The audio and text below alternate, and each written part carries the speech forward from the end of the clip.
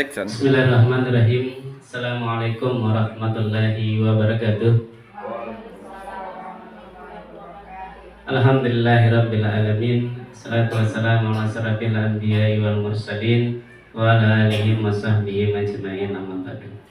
Bapak Ibu guru yang saya banggakan dan hormati, alhamdulillah pada siang hari ini kita berkumpul untuk kegiatan diseminasi disiplin positif untuk salah satu guru kita yang masuk calon guru penggerak. Mudah-mudahan kita semua tergerak untuk bergerak. Selawat beriring salam semoga selalu kita sampaikan, kita hadiahkan ke baginda Nabi kita yang besar Muhammad sallallahu alaihi wasallam. Semoga kita semua nantinya dapat syafaat dari beliau, amin ya rabbal alamin. Baik, untuk pengantar sebentar sebelum kita mulai kegiatan kita, mungkin satu hal yang perlu kita petik dari kegiatan ini adalah bagaimana kita tergerak, menggerakkan dan digerakkan. Artinya kita jangan diam. Mungkin sekarang hanya 1 atau 2 atau 3 Bapak Ibu guru yang masuk guru penggerak, tapi yang belum masuk bukan berarti tidak bergerak. Mari kita bergerak di elemen-elemen yang lain sehingga kita saling mengisi. Ada yang bagian ini, ada yang bagian itu, sehingga kita di SD 1 Abita ini jadi elemen yang terkuat, yang menjadi contoh untuk sekolah-sekolah terdekat kita, lebih umumnya sekolah yang ada di Kecamatan Peringga ini. Baik, untuk diseminasi disiplin positif ini mudah-mudahan berjalan baik dan bisa diimbaskan kembali ke guru-guru yang ada sehingga bisa dipedomani untuk kegiatan-kegiatan selanjutnya. Mungkin hanya itu sebagai pengantar kegiatan ini, semoga bisa berjalan dengan maksimal. Dengan harapan kita sama-sama saling melengkapi. Sekian dan terima kasih. Assalamualaikum warahmatullahi wabarakatuh.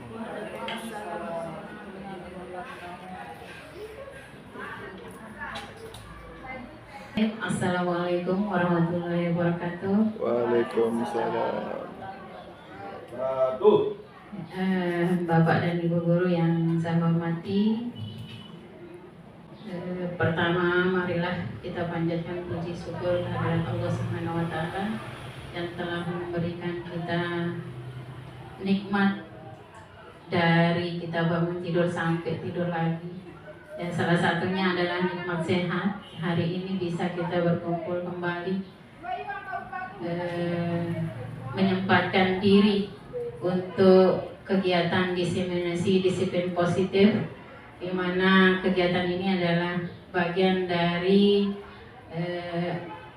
informasi untuk menyampaikan disiplin positif kepada rekan-rekan yang lain. Selanjutnya salawat dan salam kita haturkan kepada Nabi besar Muhammad sallallahu alaihi wasallam yang telah memberikan kita pencerahan tentang Islam sehingga bisa mengenal Islam dan alhamdulillah mampu melaksanakan ajaran beliau. Berikutnya terima kasih saya ucapkan kepada Bapak Ibu yang telah berkenan menyempatkan diri hari ini untuk mengikuti kegiatan ini. Jadi benar sekali katanya Bapak Guru tadi ya, Pak Guru Hamzah. Jadi untuk menebarkan disiplin positif ini nanti bukan hanya guru penggerak. Ya. Saya sendiri masih calon guru penggerak. Jadi semua akan ikut bergerak,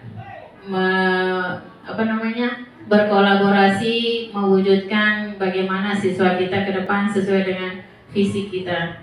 Baik Bapak dan Ibu guru, supaya diseminasi ini terselesaikan, saya langsung di kegiatannya, materinya ya, diseminasi disiplin positif komunitas praktisi SDN 1 Apitai. Bisa kelihatan Pak Guru? Ya. Disiplin positif ini banyak sekali rangkaiannya ya, sampai kita kepada restitusi nanti bagaimana menerapkan disiplin positif ini, tapi kita dari akarnya dulu sehingga pemikiran kita atau paradigma kita terpola. Ya, kita perhatikan pertama disiplin positif.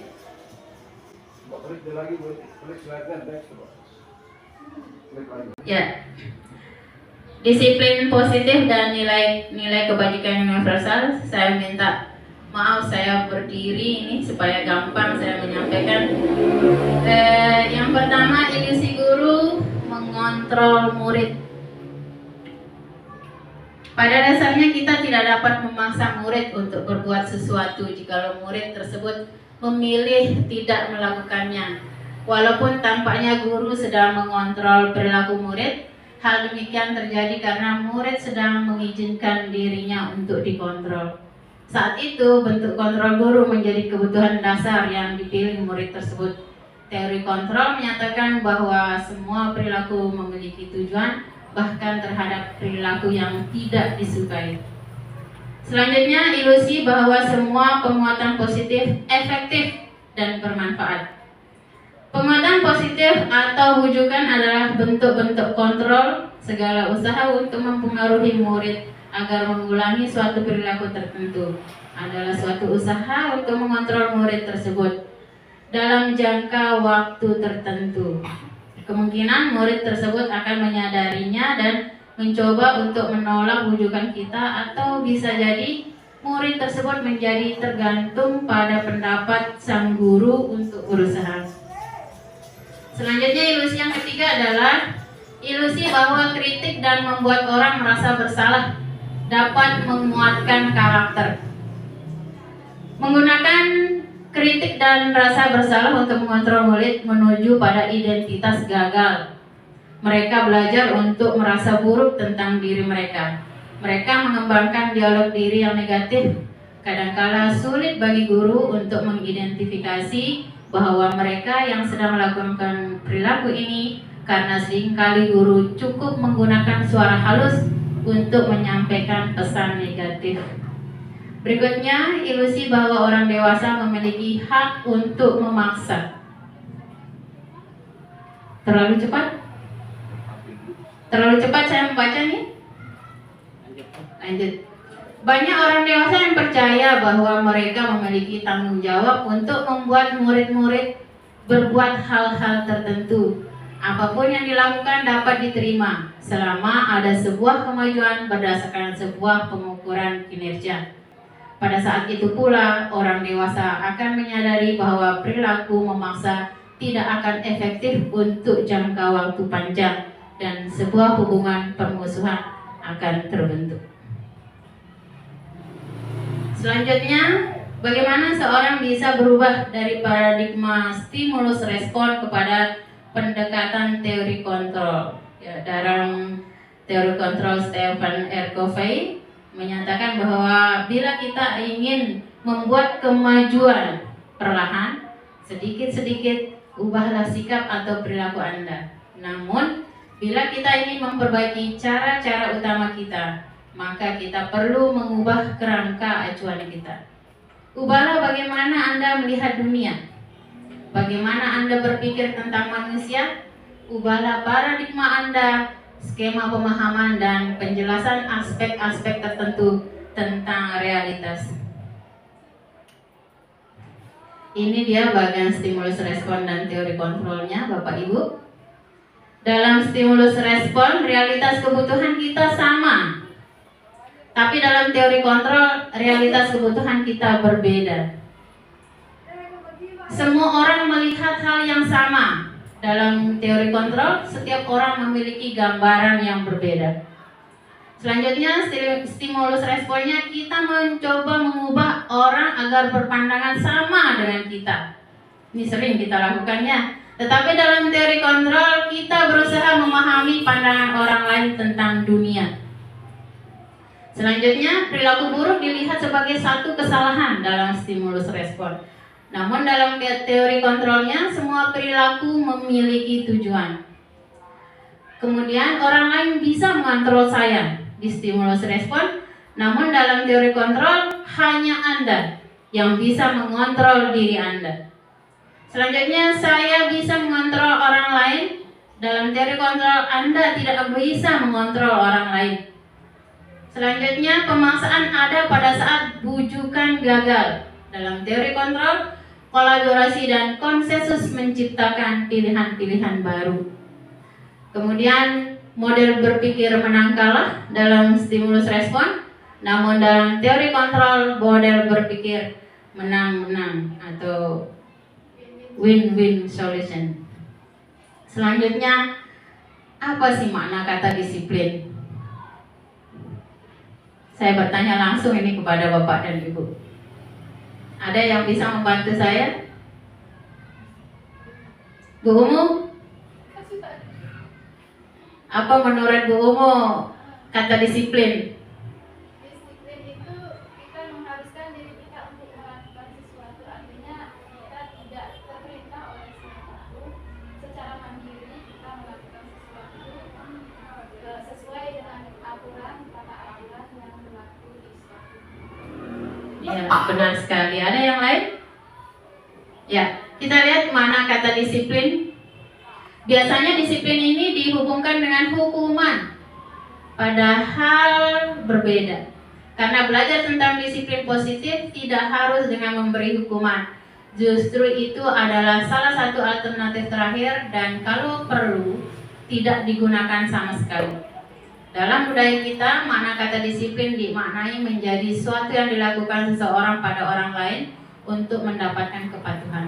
Kita cenderung menghubungkan kata disiplin dengan ketidaknyamanan. Bapak pendidikan kita Ki Hajar Dewantara menyatakan di mana ada kemerdekaan disitulah harus ada disiplin yang kuat. Sungguh pun disiplin itu bersifat self-disiplin, yaitu kita sendiri yang mewajibkan kita dengan sekeras-kerasnya, tetapi itu sama saja. Sebab jikalau kita tidak cakap melakukan self-disiplin, wajiblah penguasa lain mendisiplinkan kita. Dan peraturan demikian itulah harus ada di dalam suasana yang merdeka. Ya, apa maksudnya katanya Pak Ki Hajar tadi ya? Ini dia. Untuk mencapai kemerdekaan atau dalam konteks pendidikan kita saat ini, untuk menciptakan murid yang merdeka, syarat utamanya adalah harus ada disiplin yang kuat. Disiplin yang dimaksud adalah disiplin diri yang memiliki motivasi internal. Jika kita tidak memiliki motivasi internal, maka kita memerlukan pihak lain untuk mendisiplinkan kita, atau motivasi eksternal, karena berasal dari luar, bukan dari dalam diri kita sendiri. Adapun definisi kata merdeka menurut Ki Hajar adalah tidak hanya terlepas dari perintah, akan tetapi juga cakap memerintah diri sendiri. Ya. Kemudian pemikiran KHD ini sejalan dengan pemikiran Diana Gosen ya, dalam bukunya Restructuring School Discipline tahun 2001. Beliau menyatakan kata disiplin berasal dari bahasa Latin, yaitu belajar. Ada juga kata disiplin ini berasal dari akar katanya adalah disciple atau murid atau pengikut. Ya, kita lanjut ya. Selanjutnya adalah nilai-nilai kebajikan dari 6 institusi atau organisasi.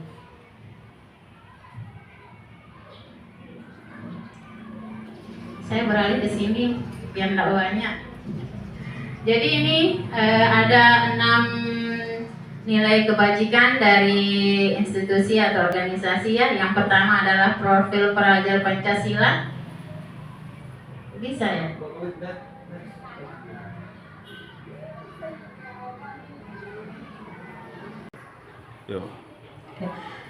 Ya, nilai-nilai kebajikan dari 6 institusi saya bacakan Bapak Ibu. Yang pertama adalah profil pelajar Pancasila. Yang pertama beriman, bertakwa kepada Tuhan Yang Maha Esa dan berakhlak mulia. Mandiri, bernalar kritis, berkebinekaan global, bergotong royong dan kreatif. Kemudian Ibu ya, Primarius program sikap murid, nilai kebajikannya ini ya: toleransi, rasa hormat, integritas, mandiri, menghargai, antusias, empati, keingintahuan, kreativitas, kerjasama, percaya diri, dan komitmen. Selanjutnya 9 pilar karakter Indonesia. Yang pertama, cinta Tuhan dan segenap ciptaannya, kemandirian dan tanggung jawab, kejujuran atau amanah, diplomatis, hormat dan santun, dermawan, suka menolong dan gotong royong, percaya diri, kreatif dan pekerja keras, kepemimpinan dan keadilan, baik dan rendah hati, toleransi, kedamaian dan kesatuan.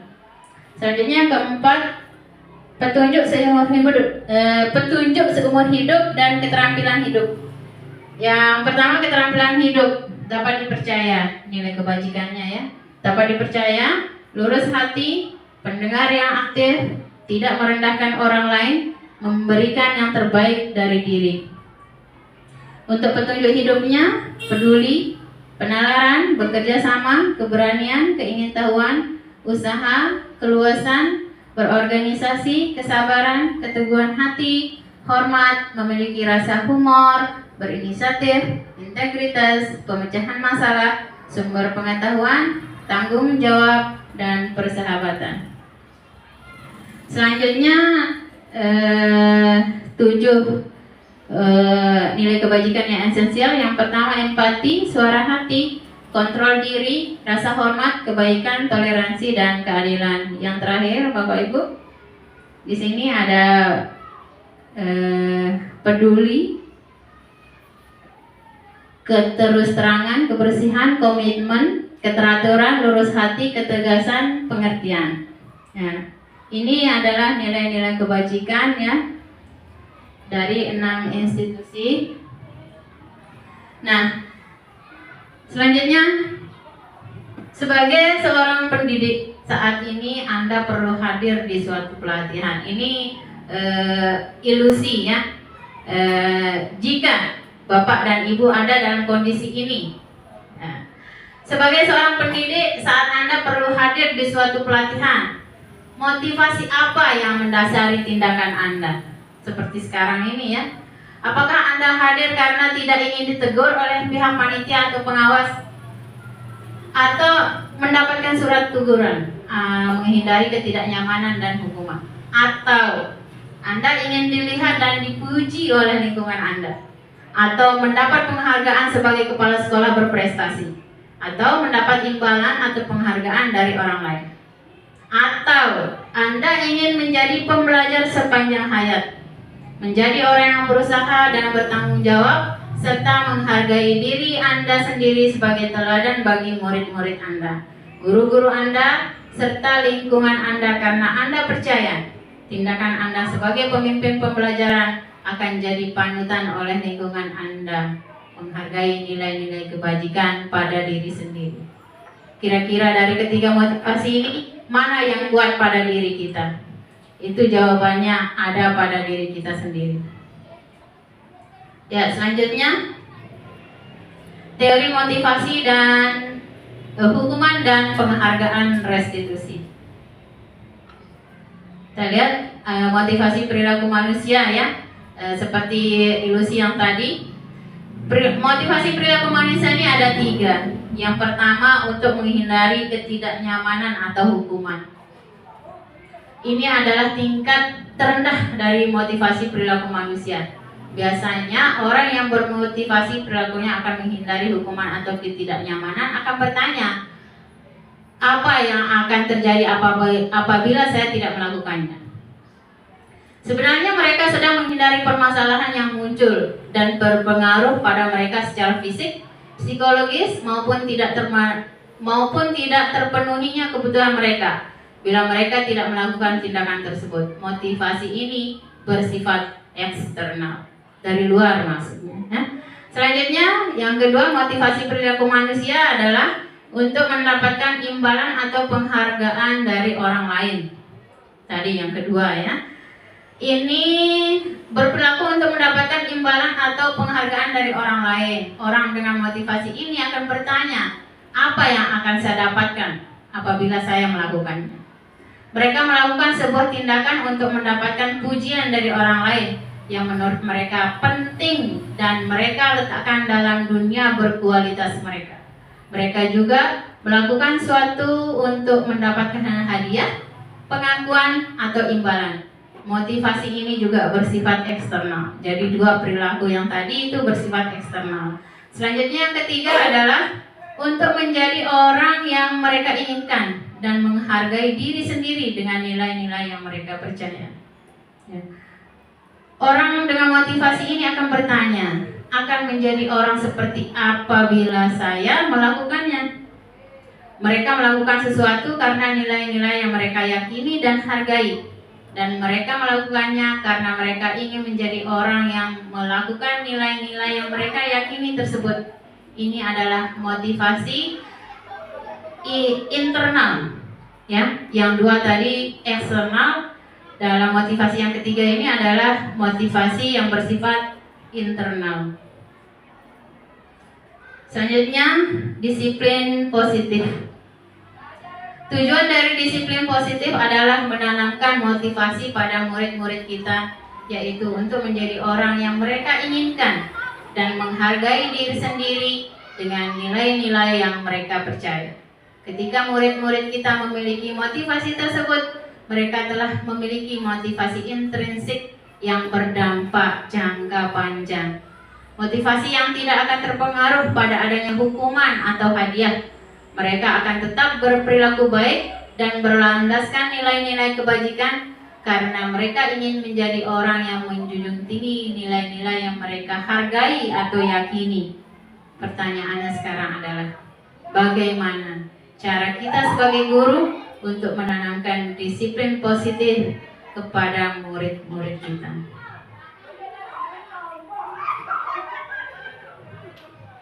Ini saya berikan sebuah gambaran cerita, ya. Saya bacakan. Iva kurang menguasai pelajaran matematika, sehingga pada saat pelajaran tersebut berlangsung, dia lebih banyak berdiam diri atau menggambar di buku pelajarannya. Pada saat guru matematikanya, Pak Seno, menanyakan pertanyaan, Iva menjadi gugup dan tak sengaja menjatuhkan tasnya dari kursi, serta tiba-tiba menjadi gagap pada saat berupaya menjawab. Seluruh kelas pun tertawa melihat perilaku Iva yang bicara tergagap dan terkejut tersebut. Pak Seno pada saat itu membiarkan teman-teman Iva menertawakan Iva yang tergagap dan malu luar biasa, dan malahan minta Iva untuk maju ke depan dan berdiri di depan kelas sambil menunjuk hidungnya karena tidak bisa menjawab pertanyaan Pak Seno. Kelas makin gaduh dan anak-anak pun tertawa melihat Iva di depan kelas memegang ujung hidungnya. Ya. Ilustrasi ini, ya, setelah kita baca, apakah Anda setuju dengan tindakan Pak Seno terhadap Iva? Ada yang mau komen? Jelas tidak setuju. Mengapa Pak Den bisa tidak setuju? Saya itu juga termasuk dalam salah satu bullying. Ya. Jadi mental anak itu kan bisa. Padahal dia punya kemampuan yang mungkin belum tersampaikan. Dia malu-malu karena dengan kondisi yang seperti itu akhirnya down dan dibully juga sama teman-teman. Benar sekali, ya. Jadi tidak bisa kita menghukum anak itu secara seperti membuli, ya. Jadi anak-anak itu mungkin bisa menjawab, tapi karena situasinya seperti itu, jadi gagap, gugup. Ya, yang semula mungkin ada, tidak bisa menjawab, tidak bisa keluar, ya. Kemudian yang kedua, menurut Anda, tindakan Pak Seno terhadap Iva adalah sebuah hukuman atau konsekuensi? Hukuman. Mengapa? Karena perbuatannya, apa yang dilakukan oleh Pak Guru itu memberikan saksi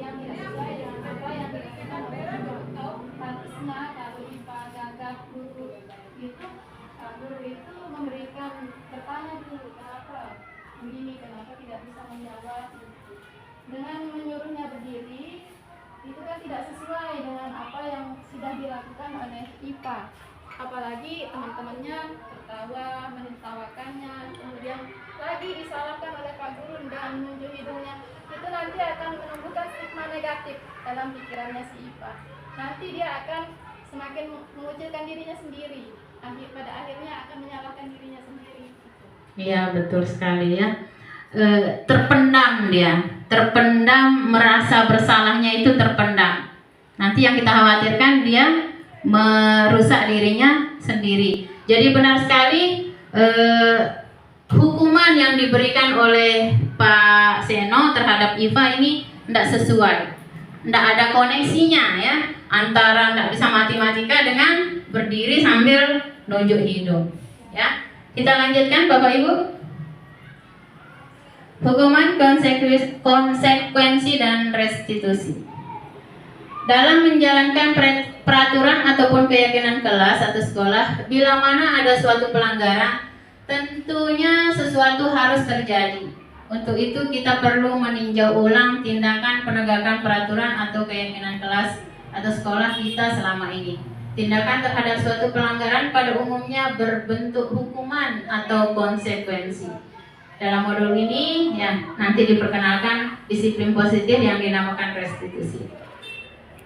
Selanjutnya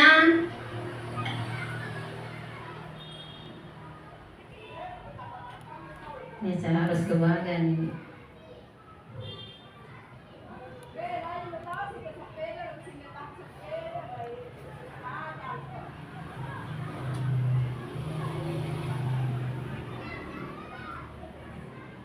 Tiga.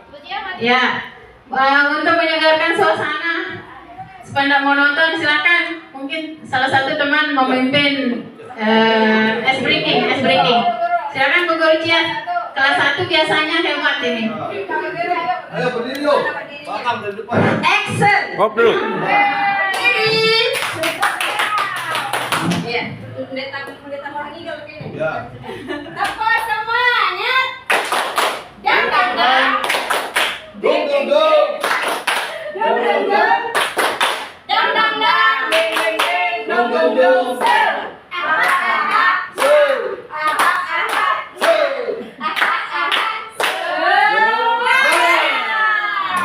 Mantap, mantap. Ya, luar biasa. Terima kasih kepada Bu Guru Cia. Bu Guru kelas 1 memang top, tidak ada duanya. Makanya tidak ada yang mampu di kelas 1 ini teman-teman. Tidak ada saingannya.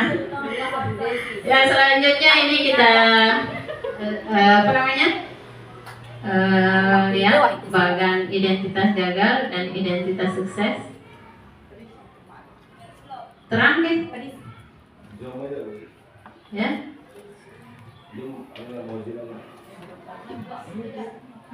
Tiga.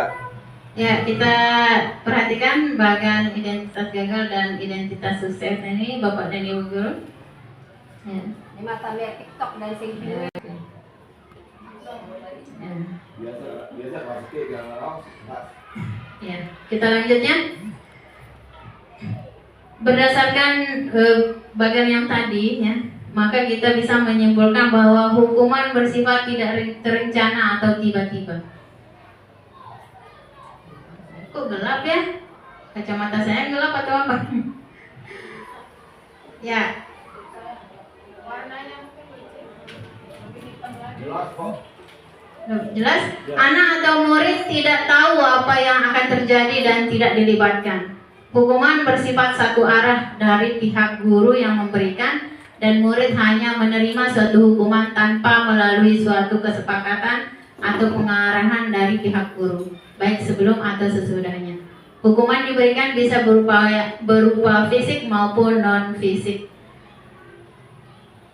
Sementara disiplin dalam bentuk konsekuensi sudah terencana atau sudah disepakati, atau sudah dibahas atau sudah disetujui oleh murid dan guru. Umumnya bentuk-bentuk konsekuensi dibuat oleh pihak guru atau sekolah, dan murid sudah mengetahui sebelumnya konsekuensi yang akan diterima bila pelanggaran itu terjadi.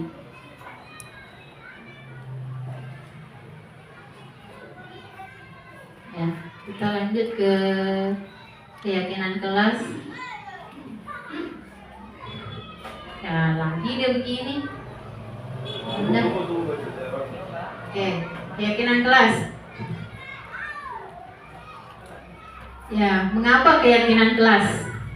Mengapa tidak peraturan kelas saja? Ada yang bisa bantu jawab? Ayo besok. Mengapa keyakinan kelas? Tidak pakai peraturan kelas. Ya, kalau dulu peraturan kelas dipakai. Lebih mendalam. Ya, lebih mendalam. Kalau peraturan itu hanya sekali biasa tidak. Oh gitu. Kami yakin dari jangka panjang. Ya.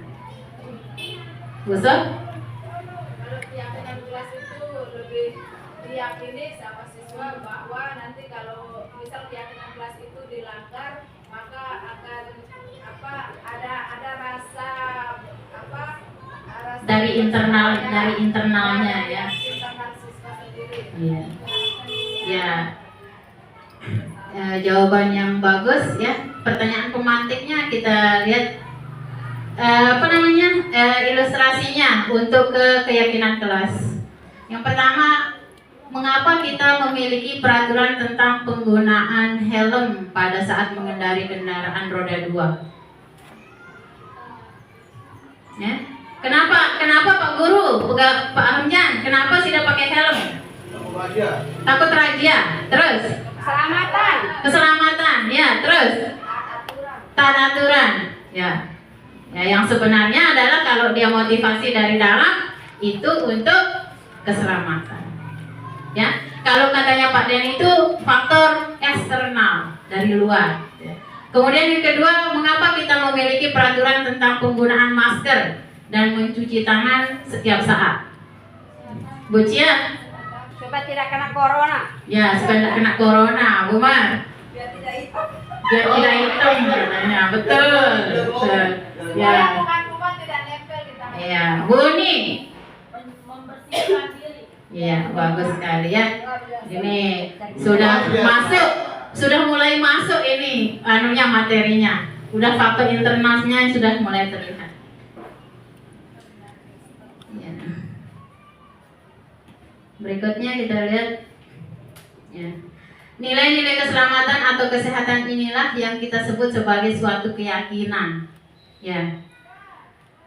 Nilai-nilai kebajikan universal yang disepakati secara tersirat dan tersurat, lepas dari latar belakang suku, negara, bahasa maupun agama. Seperti yang sudah disampaikan sebelumnya tentang nilai-nilai kebajikan, bahwa menekankan pada keyakinan seseorang akan lebih memotivasi seseorang dari dalam.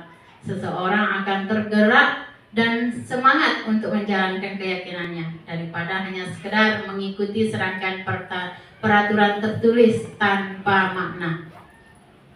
Ini maksudnya ya. Kita lanjutkan. Bagaimana pembentukan keyakinan kelas atau sekolah? Ya.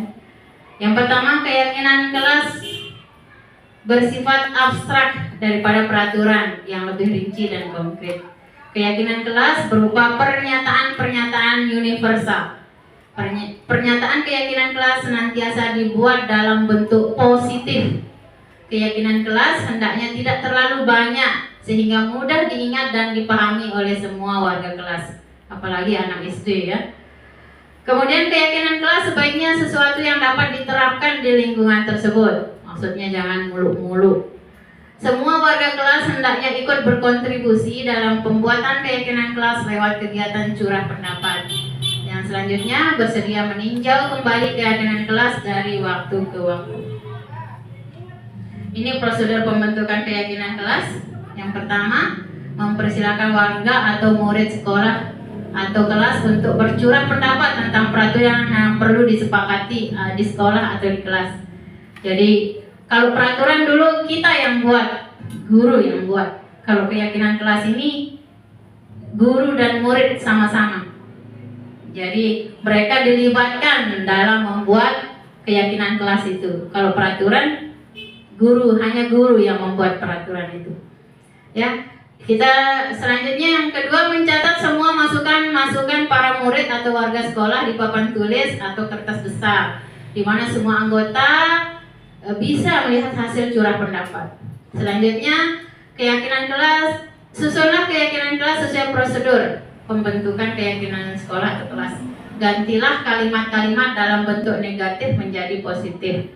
Maksudnya, contohnya di sini, jangan berlari di kelas atau koridor. Kalimat positifnya, berjalanlah di kelas atau koridor. Jadi peraturan yang dulu ada di kelas itu kita ubah dia menjadi kalimat positif. Kita ubah dia menjadi keyakinan kelas dengan mengubah kalimat-kalimatnya menjadi kalimat positif. Ini dia. Ya. Kemudian yang keempat, tinjau kembali daftar curah pendapat yang sudah dicatat. Anda mungkin akan mendapati bahwa pernyataan yang tertulis di sana masih banyak yang berupa peraturan-peraturan.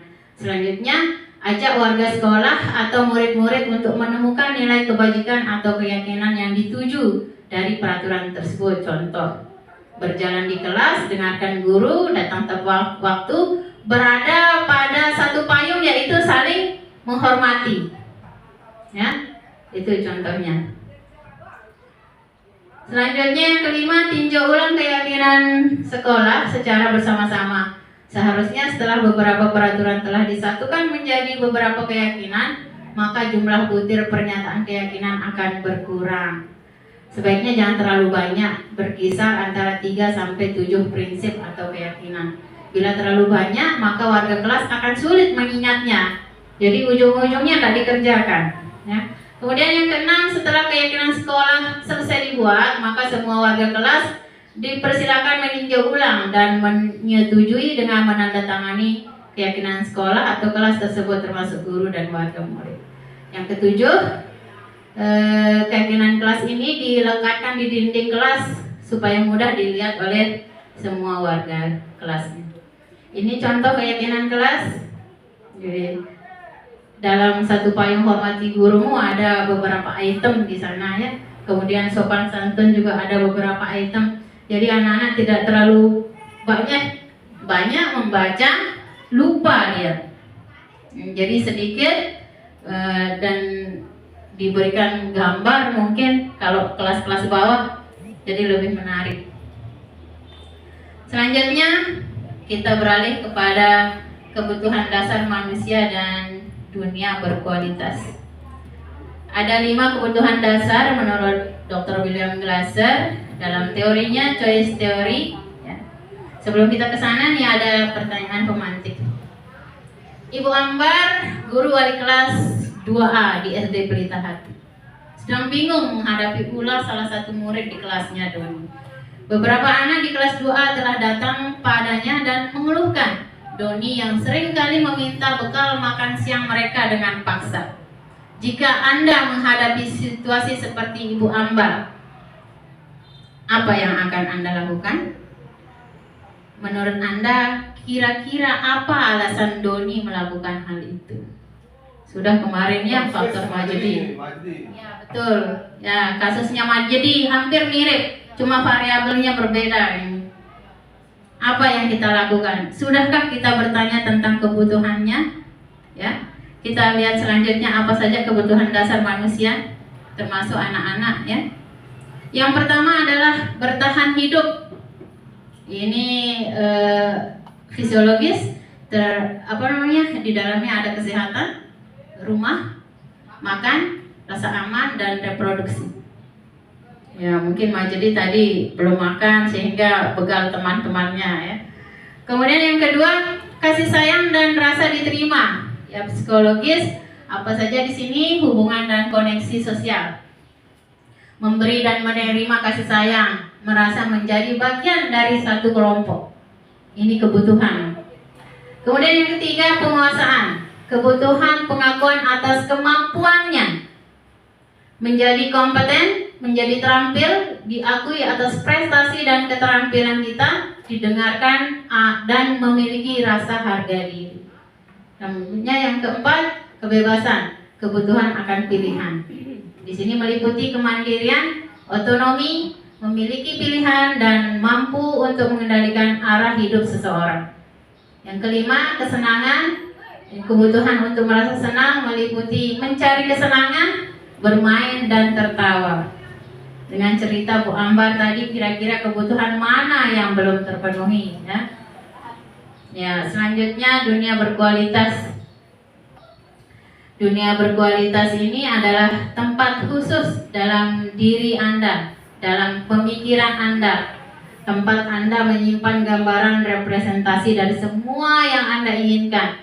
Bisa berisi orang-orang, hal-hal dan apa saja yang terbaik dalam hidup Anda, dan membuat Anda merasa bahagia dan terpenuhi kebutuhan dasar Anda. Nah, ini dunia berkualitas. Selanjutnya restitusi 5 posisi kontrol. Sebelum nyampe ke sana, kita ada pertanyaan pemantik ya ini. Tisa dan Hana dipanggil masuk ke ruangan Ibu Dewi, Kepala Sekolah SMA Makmur. Ibu Dewi baru saja mendapatkan pengaduan dari Ibunda Tisa bahwa Hana menggunakan kata-kata kasar dan merendah-rendahkan Tisa di sosial media. Bila Anda menjadi gurunya atau kepala sekolahnya, penerapan disiplin apa yang akan Anda lakukan untuk kasus Hana? Silakan. Apa yang dilakukan sama guru atau kepala sekolah jika kita menemui kasus seperti ini? Berkata-kata kasar kan? Banyak sekali kita dengar anak-anak setiap hari. Pak Guru Den?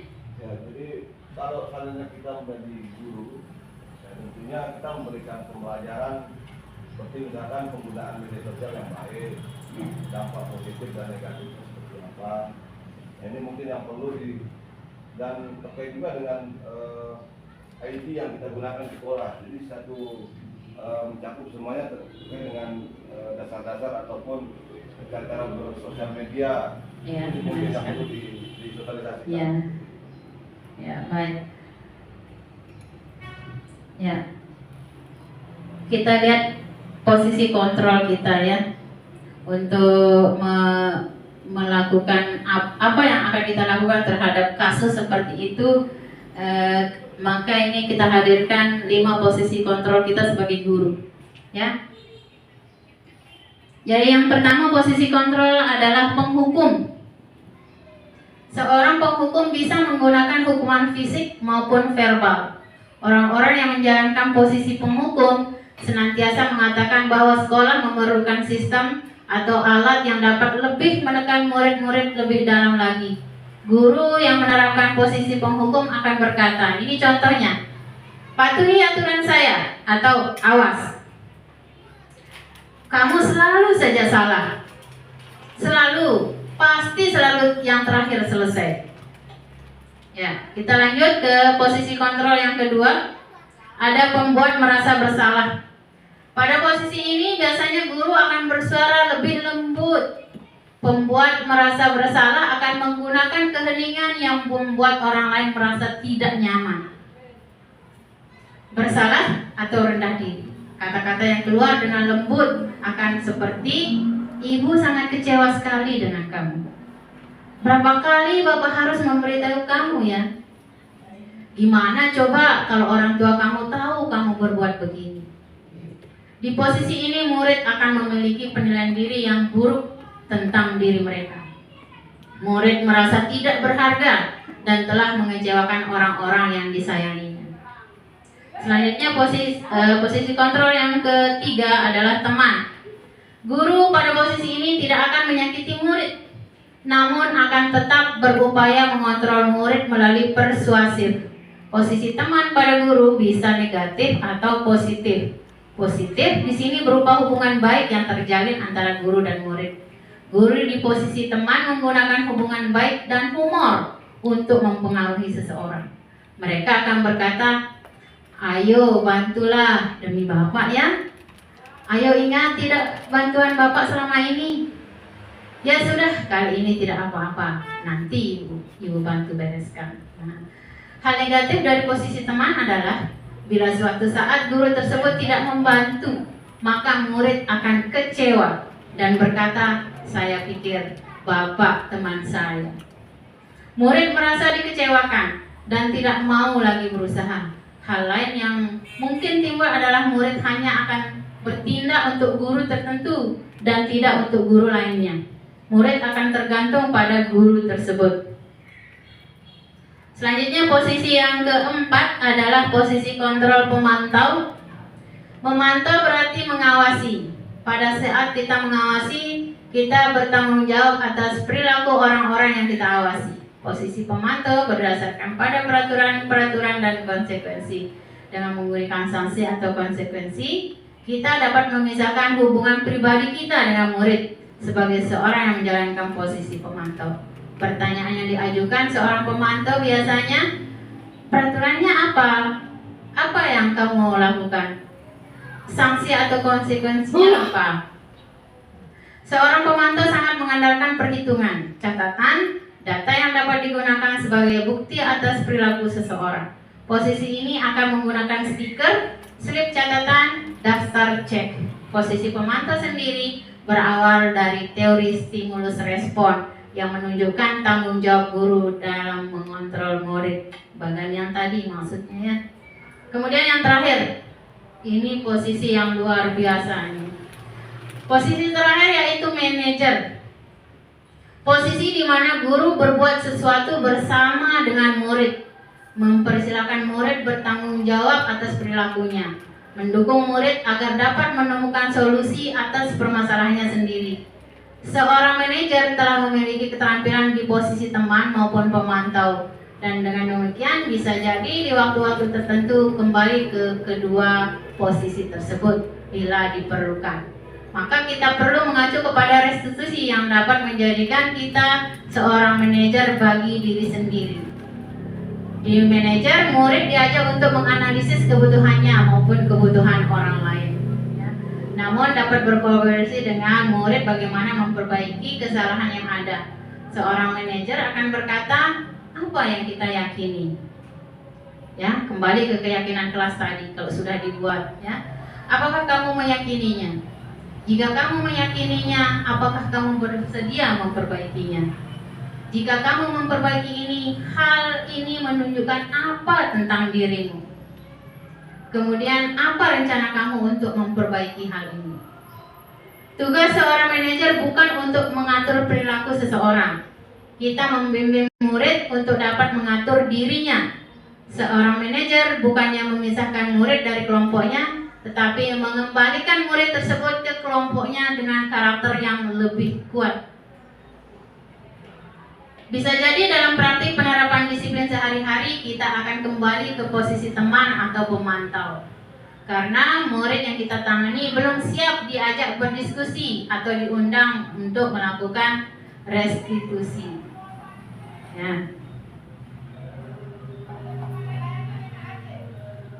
Ya, ini dia restitusi, segitiga restitusi. Yang apa itu restitusi Pak Guru? Ini dia. Ya, yang pertama menstabilkan identitas. Ya. Apa saja pada menstabilkan identitas ini, kita mengubah identitas anak dari orang yang gagal karena melakukan kesalahan menjadi orang yang sukses. Ya. Contoh pertanyaannya adalah pernyataannya, setiap orang pasti pernah melakukan kesalahan. Kamu bukan satu-satunya yang pernah melakukan ini. Ya. Selanjutnya kita ke sisi yang kedua, yaitu validitas kebutuhan atau validitas perbuatan salah itu ya. Kalau kita memahami kebutuhan dasar apa yang mendasari sebuah tindakan, kita akan bisa menemukan cara-cara paling efektif untuk memenuhi kebutuhan tersebut. Pernyataan dalam validasi kebutuhan ini adalah, kamu tentu punya alasan mengapa melakukan ini. Selanjutnya, adakah cara yang lebih efektif untuk mendapatkan apa yang kamu butuhkan? Selanjutnya di sisi yang ketiga adalah menanyakan keyakinan.